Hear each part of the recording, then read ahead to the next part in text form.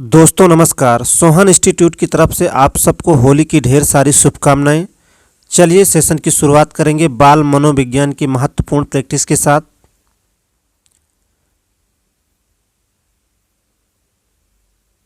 चलिए पहला प्रश्न आपसे पूछ रहा है कि एसओपीटी चलाया गया था।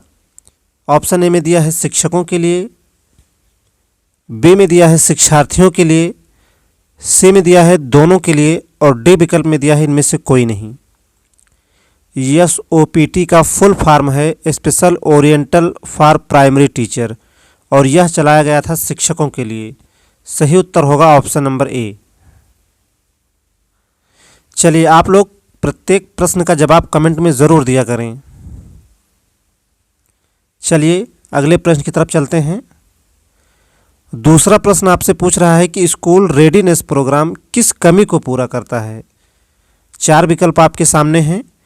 ऑप्शन ए में दिया है पूर्व प्राथमिक शिक्षा की कमी को, बी में दिया है निम्न प्राथमिक शिक्षा की कमी को, सी में दिया है उच्च प्राथमिक शिक्षा और डी में दिया है उपर्युक्त सभी।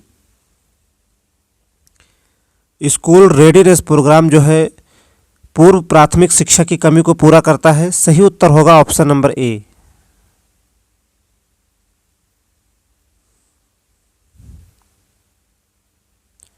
चलिए नेक्स्ट प्रश्न देखते हैं।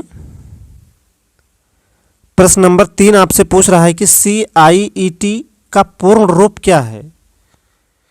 ऑप्शन ए में दिया है central institute of education technology, option B में दिया है central institute of education and technology, C में दिया है combined institute of education and training, option D में दिया है combined institute of education and technology. देखिए CIET का फुल फॉर्म होता है central institute of education technology. सही उत्तर होगा ऑप्शन नंबर ए। हिंदी में इसे जो है केंद्रीय शैक्षिक प्रौद्योगिकी संस्थान कहा जाता है। चलिए अगले प्रश्न की तरफ बढ़ेंगे। प्रश्न नंबर 4 आपसे पूछ रहा है कि जवाहर नवोदय विद्यालय की स्थापना की सिफारिश किसने की। बहुत ही महत्वपूर्ण प्रश्न। जवाहर नवोदय विद्यालय की स्थापना की सिफारिश किसने की। ऑप्शन ए में दिया है राष्ट्रीय शिक्षा नीति 1986, बी में दिया है माध्यमिक शिक्षा आयोग ने, सी में दिया है शिक्षा आयोग ने और डी में दिया है पिछड़ा आयोग ने। चलिए बहुत शानदार प्रश्न। जवाहर नवोदय विद्यालय की स्थापना की सिफारिश जो है राष्ट्रीय शिक्षा नीति 1986 ने की। सही उत्तर हो जाएगा ऑप्शन नंबर ए। जबकि अगर बात करें OBB, डायट, NCT, CTE इन सब की सिफारिश का श्रेय भी जो है राष्ट्रीय शिक्षा नीति 1986 को जाता है। यहाँ आपसे जवाहर नवोदय विद्यालय की स्थापना की सिफारिश किसने की, तो राष्ट्रीय शिक्षा नीति 1986 ने। आइए आगे बढ़ते हैं। चलिए पांचवा प्रश्न आपसे पूछ रहा है कि माध्यमिक शिक्षा आयोग के अध्यक्ष कौन थे। ऑप्शन ए में दिया है डॉक्टर राधाकृष्णन, बी में दिया है लक्ष्मण स्वामी मुदालियर, सी में दिया है DS कोठारी और डी में दिया है इनमें से कोई नहीं। माध्यमिक शिक्षा आयोग के अध्यक्ष कौन थे। राधाकृष्णन की बात करें तो डॉक्टर राधाकृष्णन जो है विश्वविद्यालय आयोग के अध्यक्ष थे और माध्यमिक शिक्षा आयोग के अध्यक्ष थे लक्ष्मण स्वामी मुदालियर। आपका सही उत्तर हो जाएगा ऑप्शन नंबर बी। माध्यमिक शिक्षा आयोग के अध्यक्ष थे लक्ष्मण स्वामी मुदालियर।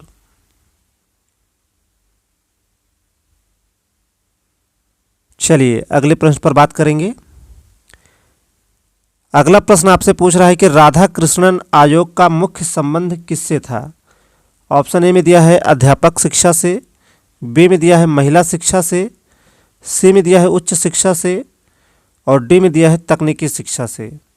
देखिए राधाकृष्णन आयोग को विश्वविद्यालय आयोग के नाम से भी जाना जाता है और यह बना ही था उच्च शिक्षा के लिए। आपका सही जवाब होगा ऑप्शन नंबर सी।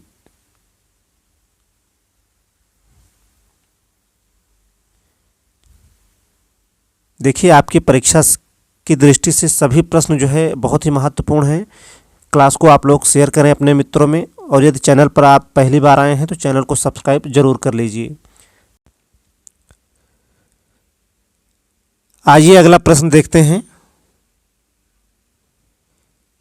प्रश्न नंबर 7, आरटी 2009 की किस धारा के अंतर्गत गैर सहायता प्राप्त निजी विद्यालयों के 25% स्थान पर आर्थिक रूप से पिछड़े वर्ग के बच्चों हेतु आरक्षित हैं? देखिए प्रश्न आप ध्यान से पढ़िएगा। आरटी 2009 की किस धारा के अंतर्गत गैर सहायता प्राप्त निजी विद्यालयों के 25% जो सीटें हैं आर्थिक रूप से पिछड़े वर्ग के बच्चों हेतु आरक्षित हैं, यह किस धारा में बताया गया है? ऑप्शन ए में दिया है धारा नंबर 12 में, बी में दिया है धारा नंबर 13 में, सी में दिया है धारा नंबर 14 और डी में दिया है इनमें से कोई नहीं। देखिए धारा नंबर 14 की बात करें तो धारा नंबर 14 कहता है कि बिना उम्र प्रमाण पत्र के भी प्रवेश दिया जाएगा, जबकि धारा 13 कहता है शुल्क लेने एवं प्रवेश परीक्षा लेने पर 25,000 रुपये दंड का प्रावधान है। जबकि धारा 12 में बताया गया है कि गैर सहायता प्राप्त और निजी विद्यालयों की 25% सीटें जो हैं आर्थिक रूप से पिछड़े वर्ग के बच्चों हेतु आरक्षित होंगी। सही उत्तर हो जाएगा option number A.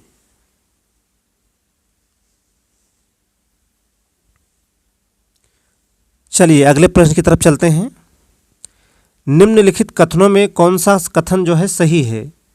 Option A में दिया है पिछड़े बालकों के अध्ययन के जनक सिरिल बर्ट हैं, बी में दिया है प्रतिभाशाली बालकों के अध्ययन के जनक जो है रॉबर्ट हॉबिंगहॉर्स्ट हैं, सी में दिया है सृजनशील बालकों के अध्ययन के जनक पॉल टॉरेंस हैं और डी में दिया है उपयुक्त सभी।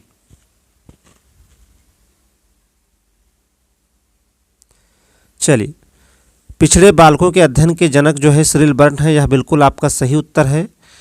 और प्रतिभाशाली बालकों के अध्ययन के जनक जो है रॉबर्ट हॉबिंगहॉर्स्ट हैं, तो विकल्प बी भी यहाँ सही है। सी में दिया है सृजनशील बालकों के अध्ययन के जनक जो है पॉल टॉरेंस हैं, यह भी बिल्कुल आपका सही उत्तर है। और सृजनशील बालकों के 84 गुण बताए हैं पॉल टॉरेंस ने। तो देखिए ऊपर के तीनों ही विकल्प सही हो जाएंगे और ऑप्शन डी में दिया है उपयुक्त सभी। चलिए यहाँ सही उत्तर हो जाएगा ऑप्शन नंबर डी, उपयुक्त सभी।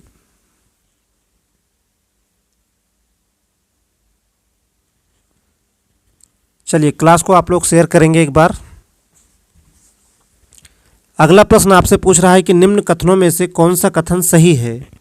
ऑप्शन ए में दिया है अधिगम अक्षमता शब्द का पहली बार प्रयोग सैमुअल किर्क ने किया, बी में दिया है विशिष्ट बालक शब्द का पहली बार प्रयोग क्रुकसैंक ने किया, सी में दिया है समस्यात्मक बालकों का अध्ययन प्रोफेसर वैलेंटाइन ने किया और डी में दिया है उपयुक्त सभी। देखिए सभी प्रश्न बहुत ही महत्वपूर्ण हैं। आप लोग इसकी एक डायरी बनाइए और जो महत्वपूर्ण प्रश्न आपको लगे उन्हें आप जरूर नोट करिए।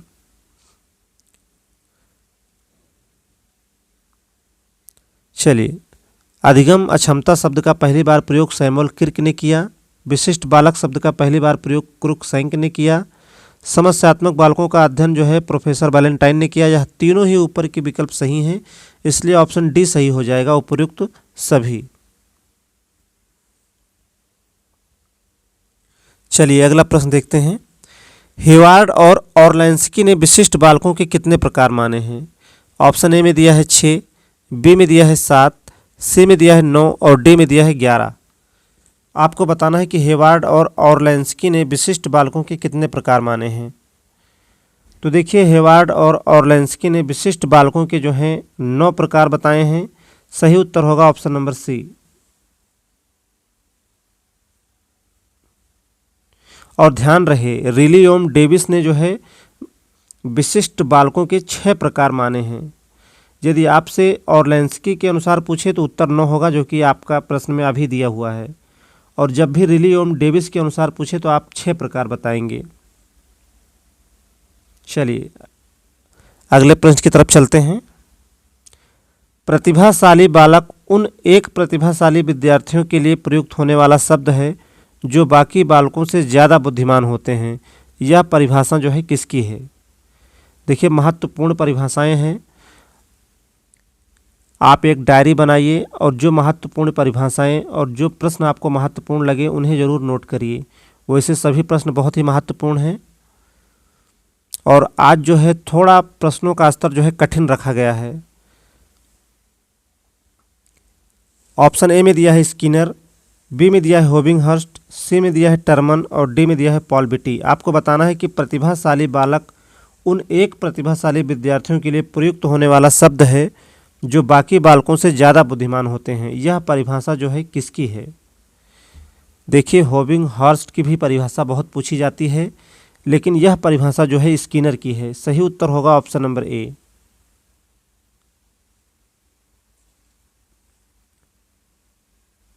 आइए अगला प्रश्न देखते हैं।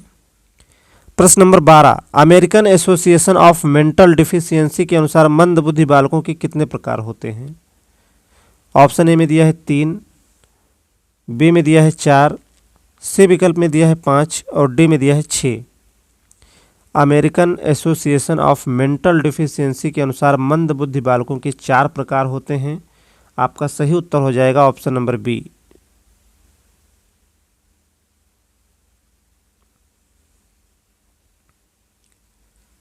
चलिए, क्लास को आप लोग शेयर जरूर करिए अपने मित्रों में, और यदि आप चैनल पर पहली बार आए हैं तो चैनल को सब्सक्राइब जरूर कर लीजिए। चलिए अगले प्रश्न की तरफ चलते हैं। निम्न में से कौन सा कथन असत्य है? ऑप्शन ए में दिया है उत्तर प्रदेश बेसिक शिक्षा परियोजना 1993 में शुरू की गई।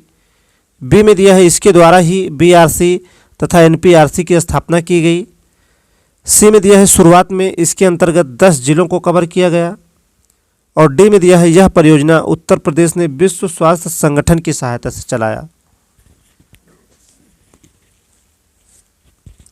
तो देखिए, उत्तर प्रदेश बेसिक शिक्षा परियोजना 1993 में शुरू की गई, बिल्कुल सही जवाब है।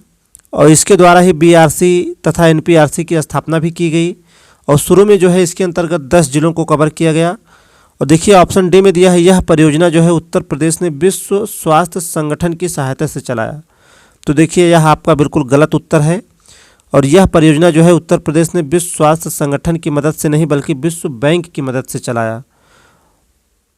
और देखिए यही आपसे पूछ रहा था कि कौन सा कथन असत्य है, तो ऑप्शन डी में जो दिया है यह कथन जो है पूरी तरह से असत्य है, और यही आपका सही उत्तर हो जाएगा।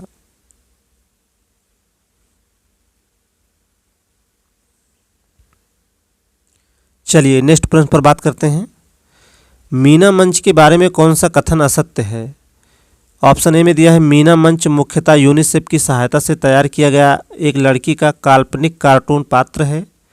बी में दिया है मीना के तोते का नाम मिट्ठू है। सी में दिया है मीना मंच समिति में बालक बालिकाओं को मिलाकर कुल 27 सदस्य होते हैं। और डी में दिया है यह कार्टून पात्र बांग्लादेश के कार्टूनिस्ट द्वारा बनाया गया। देखिए, मीना मंच की बात करें तो मीना मंच मुख्यतः यूनिसेफ की सहायता से तैयार किया गया एक लड़की का काल्पनिक कार्टून पात्र है, यह बिल्कुल सही है। और मीना के तोते का नाम मिट्ठू है, यह भी सही है। और बात करें मीना के भाई का नाम जो है राजू तथा बहन का नाम जो है रानी है। और देखिए, मीना मंच समिति में बालक बालिकाओं को मिलाकर कुल 26 सदस्य होते हैं, ना कि 27 से। तो यही आपका जो है सही उत्तर हो जाएगा। मीना मंच में कुल जो है बालक बालिकाओं को मिलाकर कुल 26 सदस्य होते हैं। तो देखिए ऑप्शन सी जो है पूरी तरह से गलत है, इसलिए आपका सही उत्तर हो जाएगा ऑप्शन नंबर सी।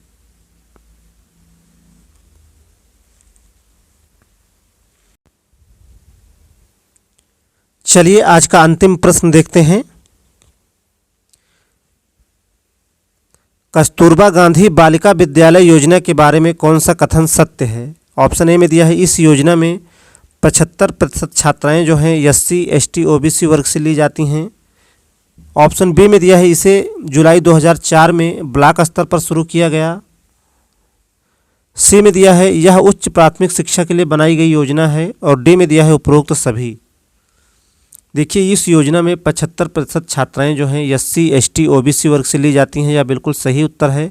और बाकी की जो 25% छात्राएं हैं वो जनरल कैटेगरी से आती हैं, जो गरीबी रेखा से नीचे जीवन यापन करने वाली हैं। और बी इसे देखिए, बी में दिया है इसे जुलाई 2004 में ब्लॉक स्तर पर शुरू किया गया। सी में दिया है यह उच्च प्राथमिक शिक्षा के लिए बनाई गई योजना है। तो देखिए ऊपर के तीनों ही विकल्प सही हैं, इसलिए आपका सही जवाब होगा ऑप्शन नंबर डी उपरोक्त सभी। चलिए आप लोग बताइए सेशन कैसा रहा। उम्मीद करते हैं सेशन आपको पसंद आया होगा। और हाँ, आप ज़रूर बताइए कि आपके 15 प्रश्नों में जो है कितने सही हुए, क्योंकि आज जो है परीक्षा का स्तर थोड़ा कठिन जरूर था।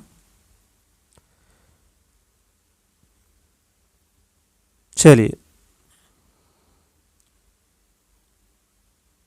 देखिए, आपका यदि कोई सुझाव या कोई प्रश्न है तो आप हमसे पूछ सकते हैं। आज का सेशन यहीं तक। एक बार फिर से आप सबको होली की ढेर सारी शुभकामनाएं। धन्यवाद।